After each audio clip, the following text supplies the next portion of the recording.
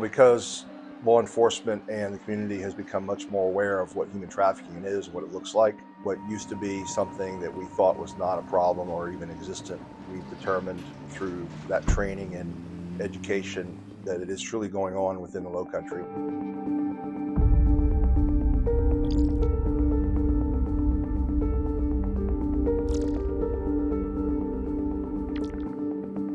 It's occurring everywhere. Predominantly, we're seeing a lot of it near hotels where young women and even boys can be exploited for sexual favors, and commercial areas, gas station, parking lots, box stores, anywhere where there's a heavy foot traffic or a lot of transient activity where people can kind of blend in with their environment openly. And so that's why it's so important that we teach our officers and community what it looks like to witness and some of the cue and indicators for human trafficking. The manipulation by the trafficker is so intense that even the victim themselves doesn't even realize they're being a victim. The trafficker's main goal is for the victim to think this is their fault or they messed up. You're a drug addict prostitute. You are an illegal alien.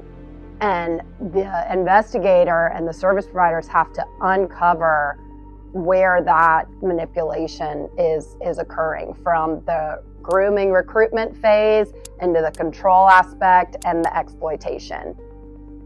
Trafficking became a crime nationally in 2000. There's that 4P strategy to address it: prosecution, protection, partnerships, prevention. And it didn't become a crime in South Carolina till 2012. 2018, that's the year the task force began. That same year, on the federal level, the U.S. Department of State put out their annual trafficking report. And the main thesis was trafficking is a global problem solved on a local level with this multidisciplinary response.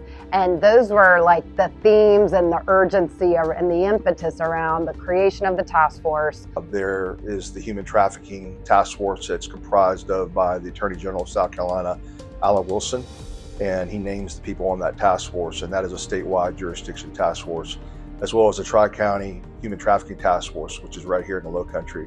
And that's who we've teamed up with and do a lot of our training with and a lot of our outreach.